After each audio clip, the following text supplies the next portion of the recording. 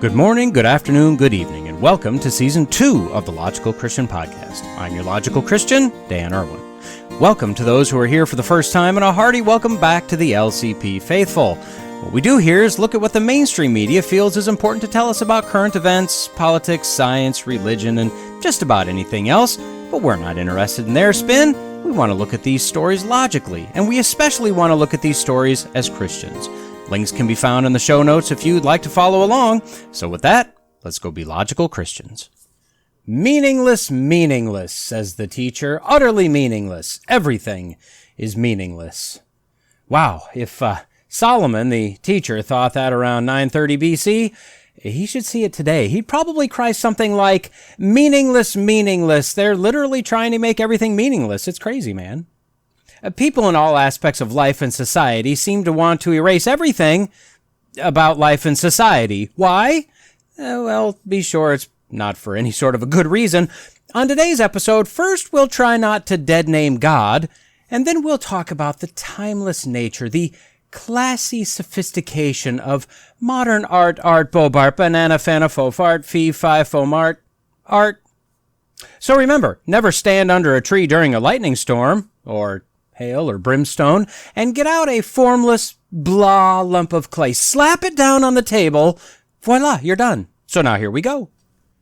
The Merriam-Webster Dictionary has, along with, just pretty much generally everything else, gone woke. This fact is not in question. Don't you dare question this fact.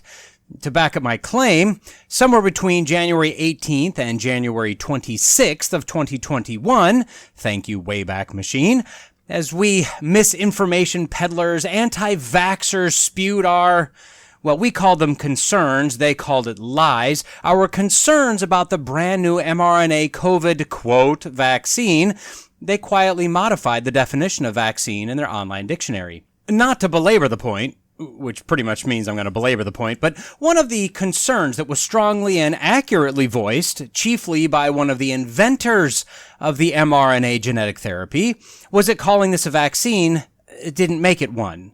It was and still is quite literally an mRNA genetic manipulation therapy. As we're finding out, it works nothing like a vaccine at all, like at all, in any way. Yeah. Anyway, they changed their definition. They went from this, quote, a preparation of killed microorganisms, living attenuated organisms, or living fully virulent organisms that is administered to produce or artificially increase immunity to a particular disease. And then they moved it along to this, quote, a preparation that is administered as by injection to stimulate the body's immune response against a specific infectious disease. An antigenic preparation of a typically inactivated or attenuated, see attenuated sense 2, pathogenic agent such as a bacterium or virus or one of its components or products such as a protein or toxin. B, a preparation of genetic material, such as a strand of synthesized messenger RNA that is used by the cells of the body to produce an antigenic substance, such as a fragment of a virus spike protein. Now that said, when you use their Woktionary, we find the word he means, quote, that male one who is neither speaker nor hearer. And also, quote, used in a generic sense or when the gender of the person is unspecified, or, quote, a male person or animal. And then just a little wokeness, but not quite there yet, quote, one that is strongly masculine or has strong masculine appeal. Okay. Jumping over to she, we find, quote, that female one who is neither speaker nor hearer, or, quote, used to refer to one regarded as feminine.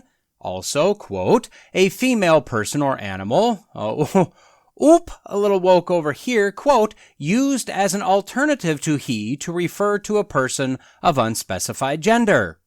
And although, yes, that does happen these days, that's not the classical use. Doesn't matter. It's fine. Now let's take a look at they, shall we? This is where things start to kind of fall apart here. They start with, quote, those ones, those people, animals, or things. And then they move to, quote, used to refer to people in a general way or to a group of people who are not specified.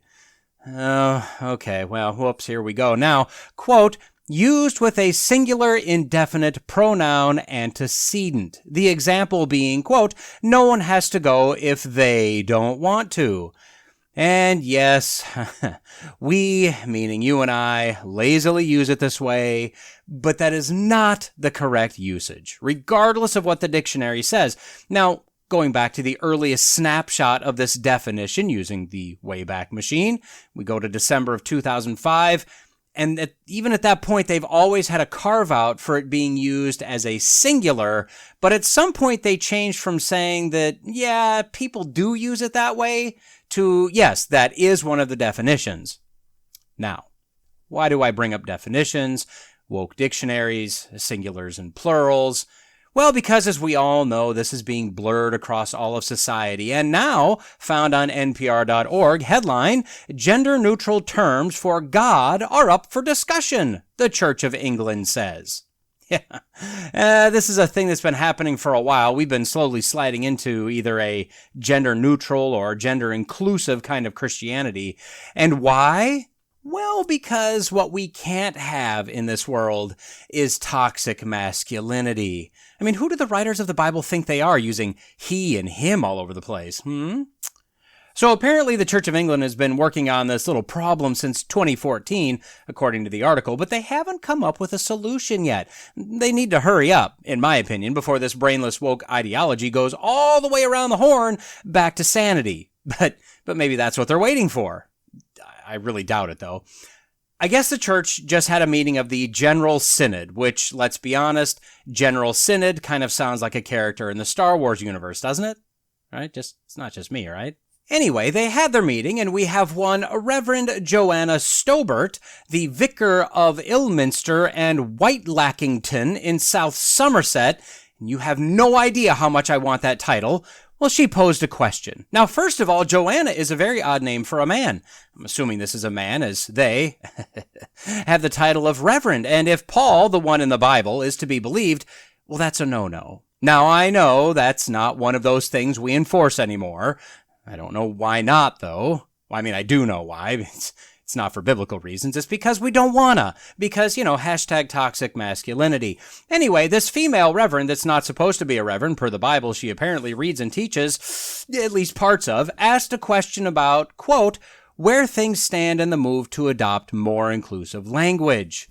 Now, what the bishop should have said was, well, the Bible teaches complementarianism, not egalitarianism. So, although men and women are equal in the eyes of God with regard to salvation, they are not equal in their roles. In fact, all of the only two possible genders have specific roles that complement each other. So, inclusive language is a thing that doesn't exist. Rather, we use correct language as dictated by the writers of the earliest manuscripts of the Bible available. Curiously, that's not what he said, though. No, Bishop Michael Ipgrave, vice chairman of the church's liturgical commission, said that they were currently studying that little issue, and they plan on launching a new project in the coming months to, quote, consider how gendered language should be used in reference to God. Oh, well, I'd imagine God threw his anthropomorphic hands up, slapped the arms of his royal throne, and said, well, it's about time. Unfortunately for the good Ms. Reverend, this kind of thing takes time. It would have to go through whatever overly complicated approval processes have been created for any sort of liturgical change. He continued, quote, there are absolutely no plans to abolish or substantially revise currently authorized liturgies, and no such changes could be made without extensive legislation. So he said they've been working on it since 2014. They're about to launch a new project to study it. It would have to go through an extensive approval process, but they have no plans to substantially change or eliminate the liturgies. It seems like they kind of do actually have those plans to change the liturgies. Just maybe not right this exact moment. Now, to give you an idea of the work I put into these segments for you, and also for me, and the amount of boiling down of information I try to do, I currently have about 35 Google Chrome tabs open to various websites with questions that came up while I was searching for an answer to a different question. This story made me curious on all sorts of levels, so I went hunting. First of all, Bibles have been changing for a while. I don't know for how long exactly, but quite a while. Take Leviticus 24:15, just a random verse, in the Young's literal translation, which is a very clunky, difficult to read, even more so than the King James version, since this is more focused on trying to literally translate the Hebrew and Greek word for word, which makes it a very interesting but very difficult version to read. Well, this verse reads, quote, "And unto the sons of Israel thou dost speak, saying, When any man revileth his God, then he hath borne his sin." So we see the following words: sons, man, his, he, and his. Moving to the NIV 1984 edition, some would say the last actual good translation of the NIV, we read, quote, "Say to the Israelites, if anyone curses his God, he will be held responsible." Okay, so we see that some of the terms aren't there, but the NIV is a thought-for-thought translation, not word for word. That said, we still see his and he still in the masculine. The latest version of the NIV, we read, quote, "Say to the Israelites, anyone who curses their God will be held responsible." Did you catch it? We have the word anyone, which is singular, matched up with the plural their. That's a grammatical mistake, but it's not a woke gender-inclusive mistake, is it? So, using Bible Hub, which is a fantastic resource, we see that the NIV and the NLT incorrectly use the non-gendered they, while the God's Word translation, the Good News, and the New American Bible, not the New American Standard Bible, the New American Bible, and the New Revised Standard Version, all rearrange the language so as to avoid pronouns altogether. Quote, "Tell the Israelites, anyone who blasphemes God shall bear the penalty." So the question is, what was the original intent of the author? Well, let's go back to the original Hebrew. Thanks to the Blue Letter Bible, another great resource, this is fairly easy to do. Using the King James Version, this verse reads, quote, "And thou shalt speak unto the children of Israel, saying, Whosoever curseth his God shall bear his sin." So we have his twice, and in fact, in the Hebrew, apparently, his doesn't stand alone, at least not here, so we're looking at, quote, his God, and, quote, his sin phrases. Well, his God comes from the Hebrew word for God, Elohim, and Strong's Dictionary defines this word as a masculine noun. But when you look at the term for his sin, chet, or chet, H-E-T, well, that's a masculine noun also. Okay? So it's not a plural. It's not non-gendered, as most languages don't have non-gendered words, or at least it never used to, and it's not feminine. So why did other translations change it to they or rearrange it? In fact, if you look closer, the word whosoever is the Hebrew word ish, I-S, ish, which is also a masculine noun. So everything in that verse is masculine. Well, let's move to the New Testament, since that's written primarily in Greek. Let's take Matthew 18:17. The King James Version says, quote, "And if he shall neglect to hear them, tell it unto the church. But if he neglect to hear the church, let him be unto thee as an heathen man and a publican." Okay, we've got he and him and man. The Young's literal translation says, quote, "And if he may not hear them, say it to the assembly, and if also the assembly he may not hear, let him be to thee as the heathen man and the tax gatherer." Again, he, him, and man. The NIV 1984 says, quote, "If he refuses to listen to them, tell it to the church, and if he refuses to listen even to the church, treat him as you would a pagan or a tax collector." Again, we have he, I have to put a pause there, otherwise you think I'm giggling, he and him. As for the current NIV, quote, "If they still refuse to listen, tell it to the church, and if they refuse to listen, even to the church, treat them as you would a pagan or a tax collector." Now, keep in mind, this is speaking of a single person. This passage is not talking about a group of people being brought under church discipline. But we have they, and then they, and them.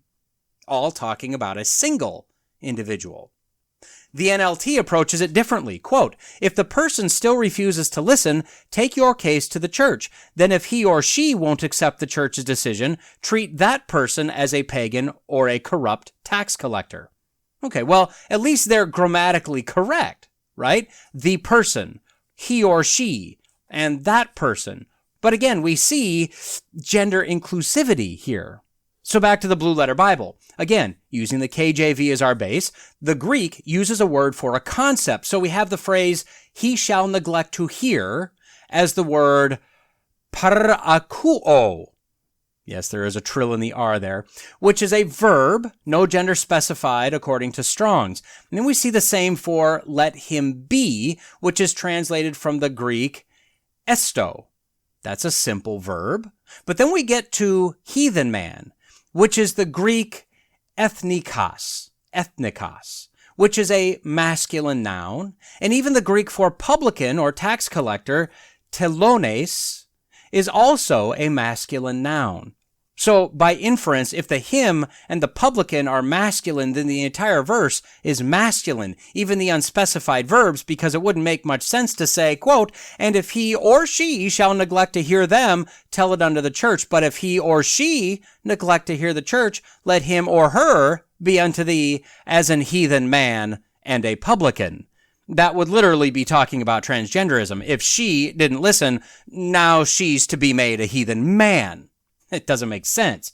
Now, although when speaking of a generic person, in every case, I think I can be confident saying in every case, the masculine term is being used as a generic term that covers both male and females. But we're seeing this kind of compromise in newer Bible translations, some with the goal of trying to be inclusive, since using he as the gender neutral isn't as common as it used to be, some with a very clear goal in mind that the Bible is patriarchal and toxic as historically written.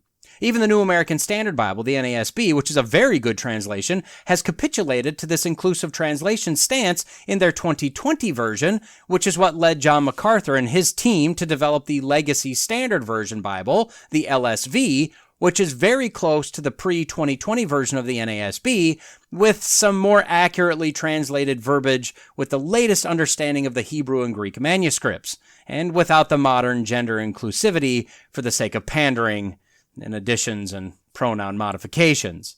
Probably the worst example of this kind of political correctness was done in 1995, called the Inclusive Bible, subtitled, if you can subtitle a Bible, the First Egalitarian Translation. Oh, it sounds nice. For example, most of us know John 3:16 in the King James, for God so loved the world that he gave his only begotten Son, that whosoever believeth in him should not perish but have everlasting life. Well, in the inclusive version, we get, for God so loved the world that God gave God's only child, so that everyone who believes in that child may not perish, but may have eternal life. I mean, it just rolls off the tongue, doesn't it? I'm assuming Awana will be adopting that one soon. It gets better, though. Let's look at the passage, John 14:16 through 18. First in the ESV, as that's my go-to version for right now. Quote, and I will ask the Father, and he will give you another helper to be with you forever, even the Spirit of truth, whom the world cannot receive, because it neither sees him nor knows him. You know him, for he dwells with you and will be in you. I will not leave you as orphans. I will come to you. Now, you all know that one, more or less, right? You've all heard that before, right? Well, let's see what the inclusive version does with this. You may want to sit down or pull over to the side of the road. Quote, Jesus said, I will ask the one who sent me to give you another paraclete, another helper to be with you always, the Spirit of truth, whom the world cannot accept, since the world neither sees her nor recognizes her, but you can recognize the Spirit because she remains with you and will be within you. I won't leave you orphaned like children without a parent. Okay, so they've decided that the Holy Spirit is a she. I wonder if they had a gender reveal party. They decided this, I don't know, just because, I guess. I guess I don't really care why. It's a garbage translation, just a woke reading of the Bible.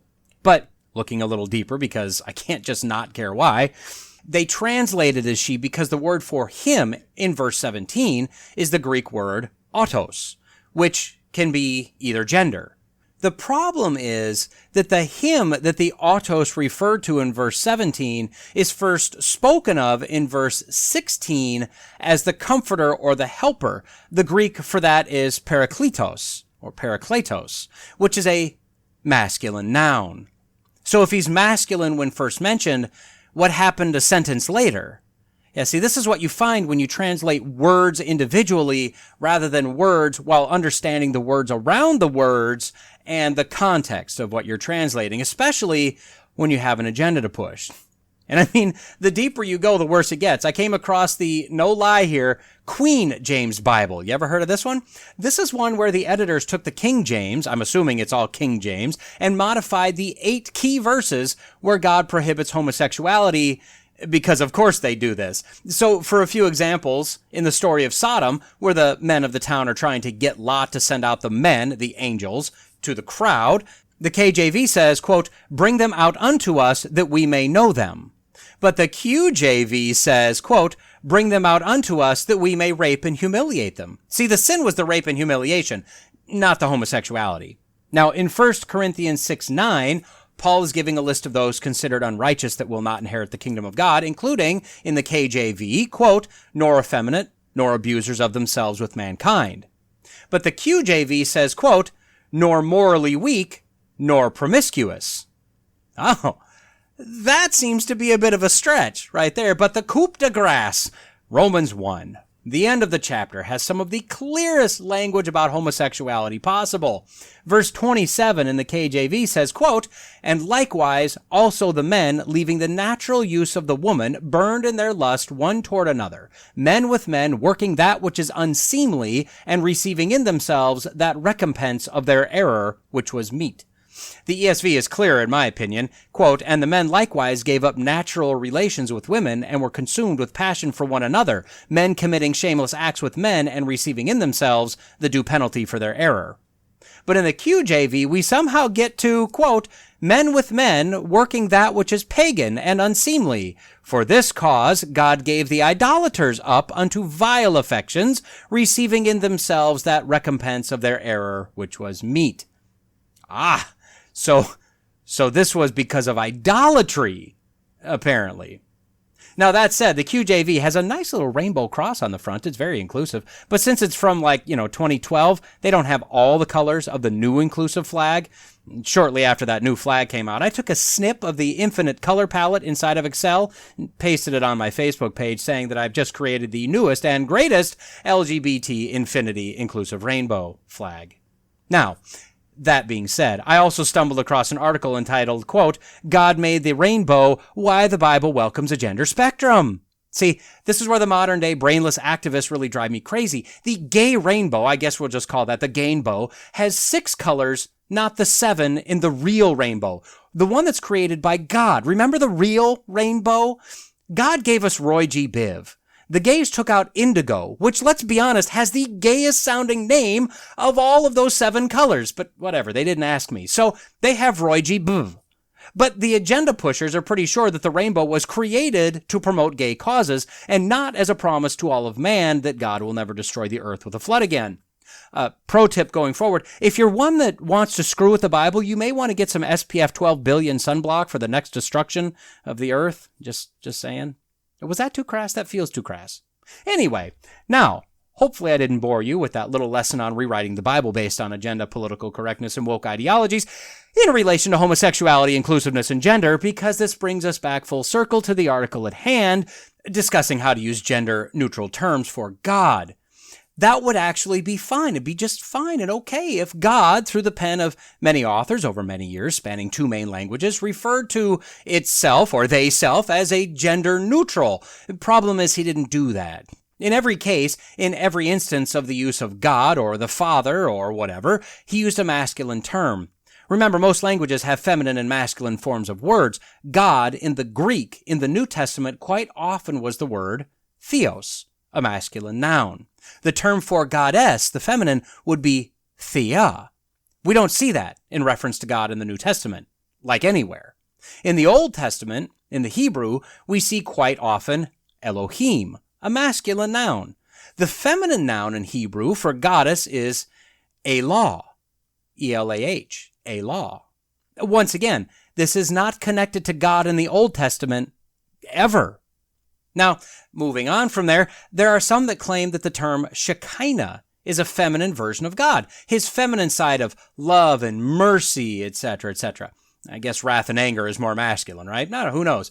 The problem is that Shekinah isn't used in the Bible. The Jewish priests started using this term a few hundred years later, at least a few hundred years later. The word, however, is most closely associated with God's glory, such as Exodus 16:7a, and in the morning, then ye shall see the glory of the Lord. The Hebrew word for glory is kabod, which is a masculine noun.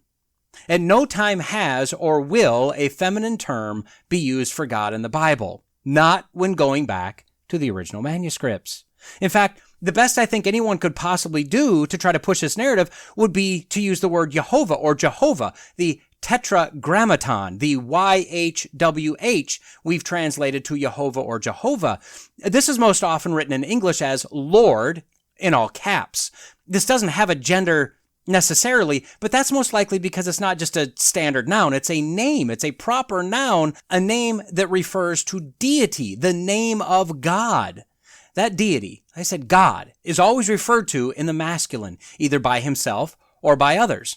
So his name is that of a masculine identifying God. That's like the old song, A Boy Named Sue. You name a boy Sue, well, first of all, you should be smacked for doing that to the poor kid, but the reality is the name doesn't affect the gender. The gender gives the name its gender. So if a boy is named Sue, well, in that case, Sue happens to be a male name. Think of Chris or Pat or Jesse. Those names are accepted as gender-neutral names. The gender of the name is dictated by the gender of the person that has the name. So Jehovah can be translated in no other way but male.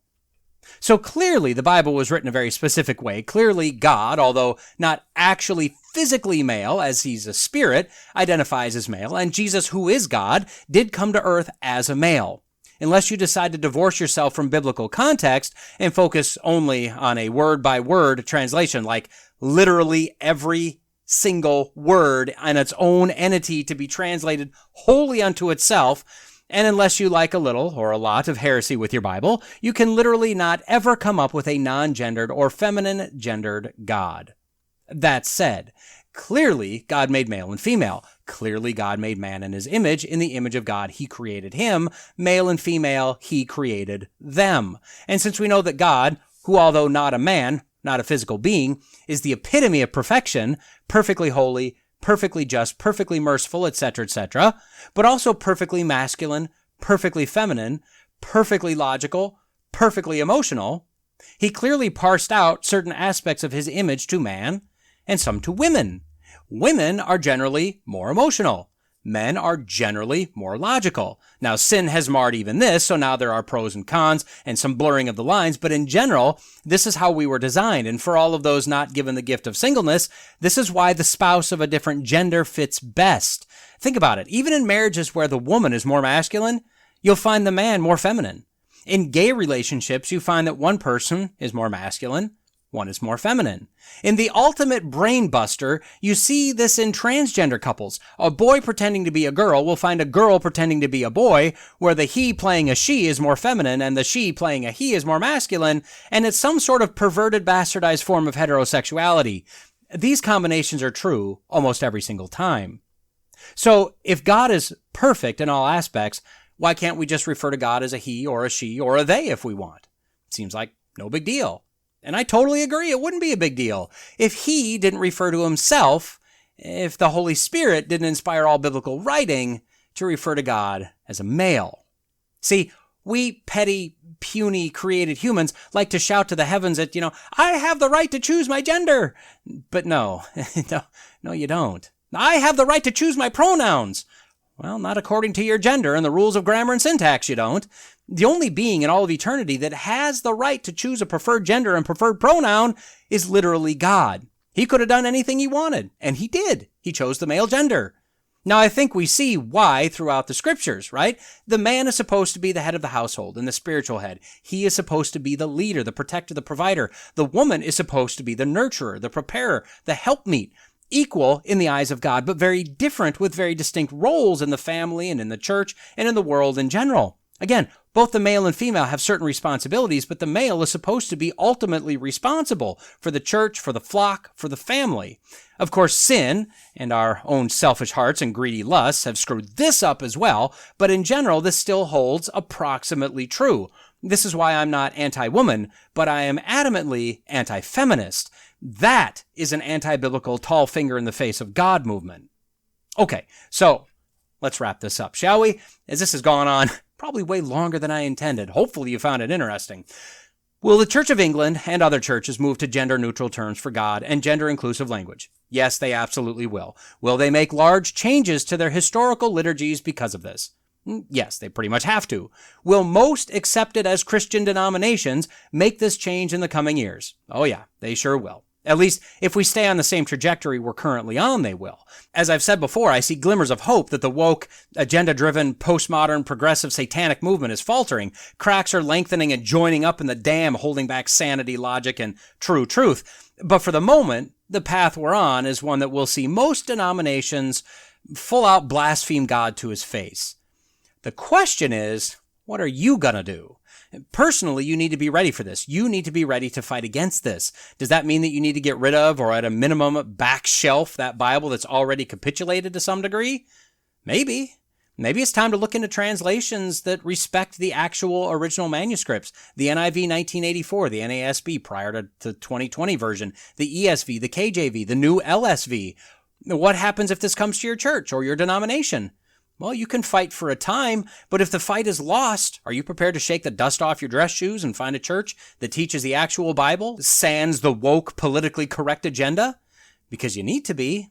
One thing I sometimes like about Facebook is the way it pops up memories from this day X number of years ago. I post a lot of political and religious stuff on my page, I know, shocker. And when I get something that pops up from a handful of years ago and I compare it to now, oh, yeah, trust me, within a few years, not only the Church of England, but many other denominations will fall, in part or as a whole, to the constant onslaught of Satan and his agenda to destroy humanity and assume the throne of heaven.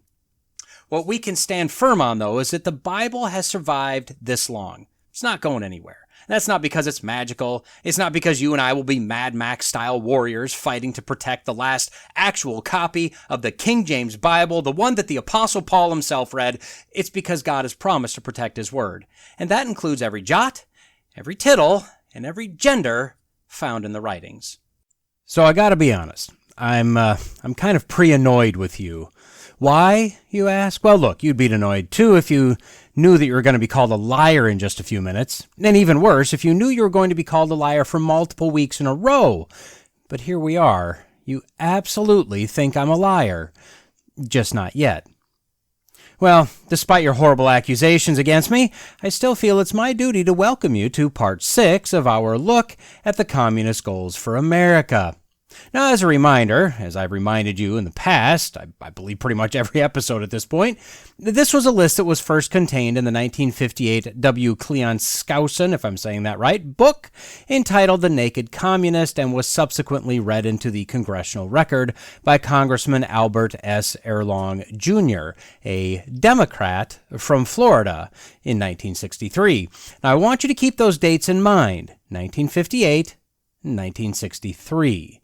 Now, I know for a fact that there are at least some people listening right now that look back on the 50s, maybe even the 60s, as just a wonderful time. The colors were brighter, the TVs were black and whiter, the cars were better, the morals were more morally, and generally it was a much better time. And I'd probably have to agree that, overall that's probably true. But remember, Communist Goals for America, 1958, read into the record, 1963. So, seeing as how we finished the last episode with goal number 18, I figured the only logical thing to do is start with goal number 19. Goal number 19, quote, use student riots to foment public protests against programs or organizations which are under communist attack. University of California, Berkeley, December 1964. 1,500 students protested when members of the free speech movement were expelled from the school. University of Wisconsin, October 1967. Protest turned riot on campus as Dow chemical recruiters showed up on the campus. Dow was the maker of napalm, and the students were protesting the Vietnam War. Columbia University, April 1968, upon announcing the future construction of a rec center that would have limited access for blacks in Harlem, and in part protesting the Vietnam War, about 1,000 students occupied various buildings, turned violent when the cops showed up. Kent State University, May 1970, protest turned violent, protesting the invasion of Cambodia. Jackson State College, 11 days later in May of 1970, protest turned violent, also protesting the invasion of Cambodia. And the list goes on and on and on. Now, today, most riots revolve around sporting events, right? Your team loses, destroy everything. Your team wins, destroy everything. But we've also recently had protests and riots whenever the media or politicians tell us that a black man was killed because of white supremacy, which is nearly 100% of the time untrue. We've had the Black Lives Matter protests, the Michael Brown protests, the George Floyd protests, and on and on. The wars, of course, have always been popular protest and riot fodder as well, most recently protests about the war in Ukraine. We had protests because Donald Trump became president. We've had protests because certain media personalities of the wrong political persuasion would dare set foot on the college campus. We've had the Occupy Wall Street protests, equal rights protests, abortion rights protests, and the list is just unending. Now, admittedly, not all protests turned into riots, and we are guaranteed the right in the Constitution to peacefully protest. And not all protests or riots were for specifically communist causes. But as we work our way through this list over the next few weeks, I think that it's more than we would guess were at least in the right communist direction, whether that was the intent or not. More importantly, though, the children in college campuses, and that's not being derogatory since we're told that humans aren't solid in the old brain thinking until the age of 26, so technically they're still growing children, we've been taught that the students, the children, have all the answers, and the Marxist professors are more than happy to work through these useful idiots to create strife, destruction, and change. This has even trickled down to, at least some degree, to high schools and politicians that feel 16-year-olds should be able to vote in our national elections. So did the communists attain their goal of using student riots to foment public protests against programs or organizations which are under communist attack? Well, personally, I would say that they absolutely did, but I want to be fair, so I'm going to give them a half check. And that brings us to 12 of 19 goals accomplished. Goal number 20, quote, infiltrate the press, get control of book review assignments, editorial writing, policy-making positions. Well, let me just say, thank goodness that has not happened. So the free press is supposed to be the fourth estate, right? They're supposed to be the ultimate check and the balance on our governments, both federal and local. They're supposed to dig through the dirt and push past the fluff, find the real story, and regardless of who it hurts or what it does to the image of this country, they report the facts. And then they let you and I take a stand on it from there. Well, editorials are different, right? Those are opinion pieces. In theory, if the press followed the demographics of the country, you'd have a small number of fringe philosophies like communism or the Green Party, and about a 50-50 split of the rest between the left and the right-leaning for all these editorials. Now, is that what we see? Can we even see a distinction between news reporters and editorialists anymore? And I'd say on the right or the left on that one. I'd argue that we're being inundated with leftist ideology, mostly, which is only a quarter step away from communism at this point. And the few right-wing sources are relegated to mostly radio stations, usually on the AM band or at the extreme ends of the FM dial. There are a few newspapers, a few networks that are on the right, but as we've just recently seen with AT&T, those right-wing sources really don't have a platform. Not really. Now, I'm going to leave a link to a media bias chart from allsides.com in the notes. It shows 30 left, center, and left-leaning news sources, and this is all online sources, and they're not counting TV, print, or radio, and then 24 right, center, and right-leaning sources, and 11 that are right down the center. Problem is, this chart made in 2022 has sources like The Hill and BBC and Newsweek as centrist sources. And these sources and a few others that are in the middle there are easily in the left center, if not hard left categories. Looking at their list, I came up with a count of 36 lefties to 24 on the right with 5 in the middle. And then if you look at the money and the influence behind the sources, well, the picture skews even harder left. As for book reviews, all I'm going to say is this, because I don't know a whole lot about the book review process, but I do know this. The number one bestsellers aren't always the books with the most sales. More often than not, they're the book with the best combination of sales and agenda. Finally, regarding policy making, we all know that those in the Congress, both the House and the Senate, they have a full binder of bills just sitting there, ready to go as soon as the session starts. But do we seriously think they're writing these 1,000-page bills? Do we seriously think they even know what's in them? I mean, as Nancy Pelosi famously said, quote, "We have to pass the bill so that you can find out what is in it away from the fog of controversy." What? I mean, shouldn't we know what's in it and figure out why there may be a fog of controversy before voting on it? But no, what she said is 100% correct. They don't know what's in the bill, nor do they care. I mean, this is like Christmas. Just follow the party line, pass the bill, and then the policymakers will inform everyone what they just passed. Yeah, see, we have no idea who is actually even writing the bills. That's when I say we, I mean you and I. We have no idea who's actually writing the bills that we are being saddled with all through every single year. I think the Obama and the Biden administrations were very clearly hard socialist left, if not flat out Marxist policy writers. Now, is there any further discussion needed here? I mean, I don't think so. Although the commies haven't taken over the press exactly, or the media, whatever. I'd have to check this one for them. They have absolutely infiltrated, like their goal said, infiltrated these different pieces of media, pieces of the press.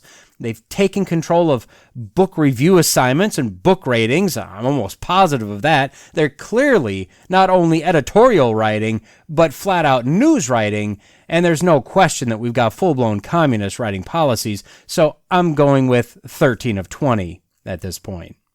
Goal number 21, quote, gain control of key positions in radio, TV, and motion pictures. So, I mean, this is basically the same thing, right? When you've got John Cena apologizing to the Chinese for whatever it was that he supposedly did or didn't do, I don't really care. When you have Finn, a black man, that's the character, a black man in the Star Wars The Force Awakens poster for the United States, he filled a prominent position on the right side of the poster. But for China, he was shrunken way down and kind of moved back behind a much larger BB-8 and partially obscured by the glow of a lightsaber. That was all done for the Chinese audience. I think we're about there, right? Have we hit this goal? And this isn't the only example. A number of things have been added, deleted, or changed for primarily the Chinese audience. In fact, Communist China is in many ways dictating what movies are being developed at this point and what they'll contain. Of course, this is probably still more profit-driven than agenda-driven, at least, from the producers and actors and, the Hollywood types. I would say, but not entirely, though, right? It's not like these creators and studios have, really any moral objections to communist China or communism in general. I mean, the communist agenda is to destroy this country to the point that they can take it over, right? Or at least maybe that it just kind of topples toward communism and embraces it as it slinks to the ground, gasping for air. So anywhere we shove in perverse agendas, woke agendas, racist or anti-racist agendas, it's better for them. It breaks us down, right? I believe that communists or communist sympathizers, for our purposes, we would call them socialists, have taken control of TV for sure, movies, I would say in large part. The medium that they have never been able to get a hold of, though, is radio. And that's because it's an obsolete form of media at this point. I mean, sure, some people still listen to the radio, but it's not many people anymore, not like what it used to be. And we're looking at news, current events, etc. on the radio. It's still very heavily conservative. So I will also be conservative and give this one a half a check, even though, boy, I think we're really close to being a full check on that one. It's okay, though. 13.5 out of 21. Can you start to see why I prophesied you calling me a liar? I mean, these goals are from 1958 and 1963. Remember, those are the two dates we had. Are you starting to feel like someone wrote them just a few years ago? No? Not yet? Okay, well, let's move on then, shall we? Goal number 22.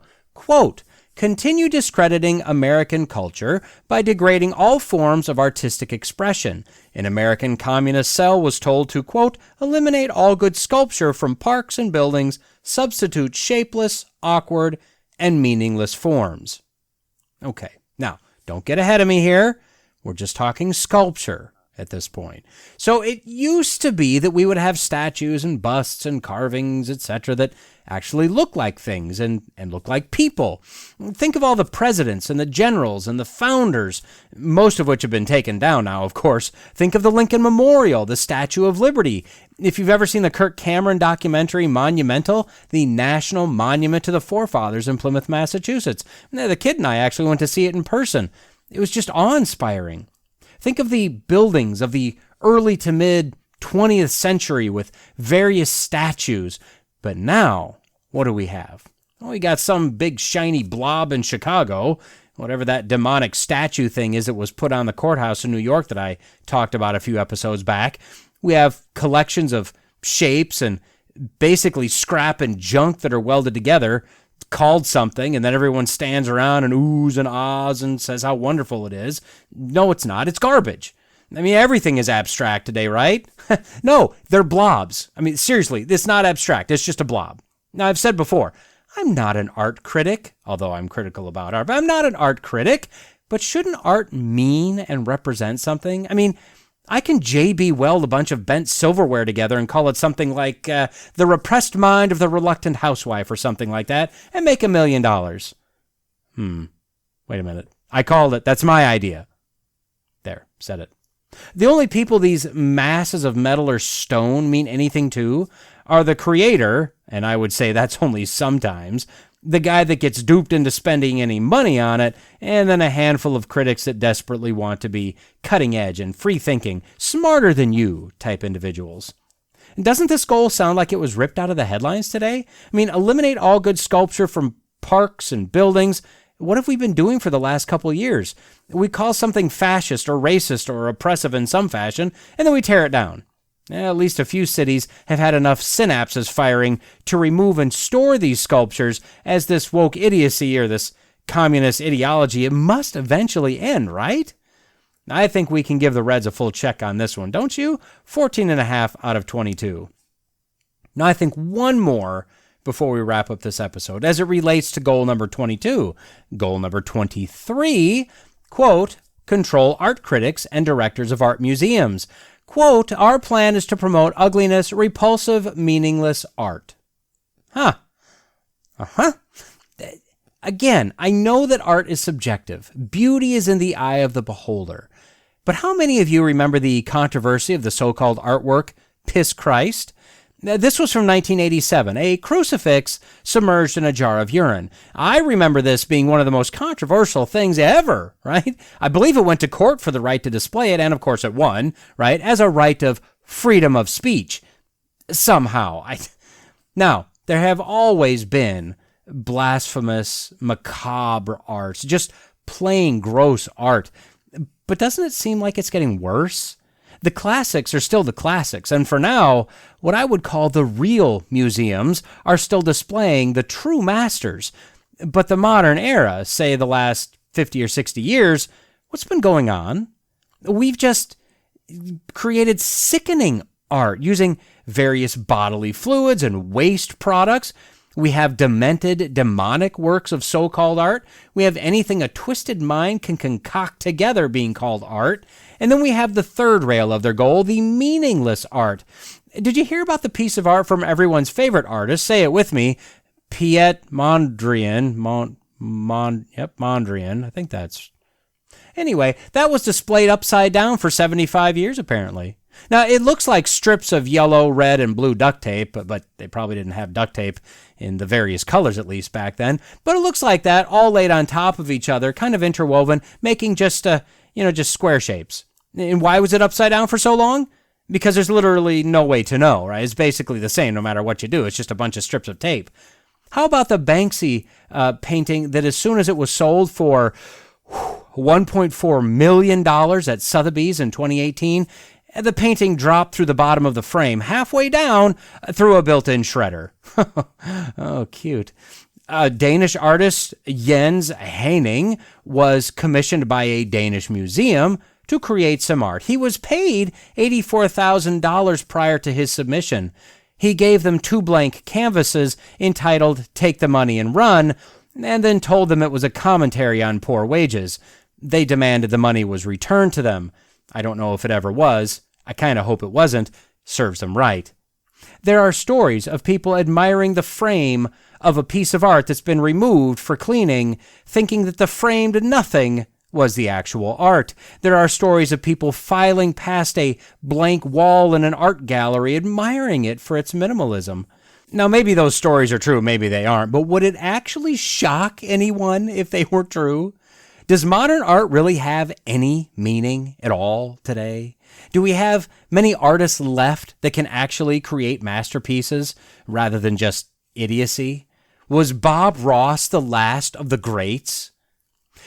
But why do the communists want to destroy sculptures and art in the United States? I'd argue for a few reasons, and I'm sure there's probably plenty more that you can come up with. But first, if you remove statues of actual people, whether they were heroes or villains, you also remove the curiosity of Americans. Who was that? Were they good or bad? What did they stand for? When you have a shiny blob in the middle of Chicago, you get people saying, "Take my picture, I look funny in the reflection." There's no thought, there's no wonder, there's no pondering, there's just brainlessness. And if you move to meaningless pieces of art, again, you drain the population of any higher level thinking. They can stand around and sip wine talking about what those strips of duct tape might mean to them, but don't listen to those conversations long or your brain will try to escape through your ear hole. The more mindless, basic, twisted, and demented the population becomes, the more easily it is to fool them or to wow them or convince them of practically anything. With no heroes and no representations of villains, with the constant drumbeat of leftist propaganda from all media sources, utilizing children to scream and shout about stuff that they have no clue about in this world that they don't understand, and then the rest of us being told to shut up and listen to the kids. They know what they're talking about. We're at a point where nobody has the ability to think their way out of a corn maze made up of one lone stalk in the center of the field. And I'm afraid to say, this is just the start. If you thought any of these goals were pulled out of the news today rather than 65 years ago, just wait until the next episode. This list isn't getting any better, and the road we've already traveled is getting scarier and scarier the farther we go down the list. Speaking of, I have to give a full check to the art goal. We no longer create art. We create absolute garbage, either from its pointlessness or from its degeneracy. I could easily go through some of these so-called galleries and throw out every single waste of canvas, metal, wood, and space in there without a second thought. And the world will never miss it, right? They would never, ever miss it. Give it a week and nobody would even care. Now try that with the Mona Lisa, or the Statue of David, or the Thinker, or look how much trouble Mr. Bean got in when he destroyed Whistler's mother, right? So with that, we're going to give that a check on the art, and we're going to sit at 15.5 of 23, slightly worse than how we left off the last episode. And I guess we'll leave it at that. And since this was in part an art-focused segment, let me leave you with a few quotes from one of the masters, Leonardo da Vinci. Quote, "Learning is the only thing the mind never exhausts, never fears, and never regrets." Quote, "As a well-spent day brings happy sleep, so life well used brings happy death." Quote, "Your brain is much better than you think. Just use it." True words, true words. Well, I guess I'll go sneeze on a piece of notebook paper, put it in a frame, smash it onto the glass, and see what I can get on eBay for it. Hey, bye for now. Well, we've reached the end of another episode of the Logical Christian Podcast. Don't forget to like, subscribe, comment, review, share, and all that podcasty stuff. Contact information can be found in the show notes if you'd like to reach out to me. Lawrence J. Peters said, "Against logic, there is no armor like ignorance." Jesus told us that if you abide in my word, you are truly my disciples, and you will know the truth, and the truth will set you free. So stay in the word, stay logical, stay faithful, and until next time, God bless.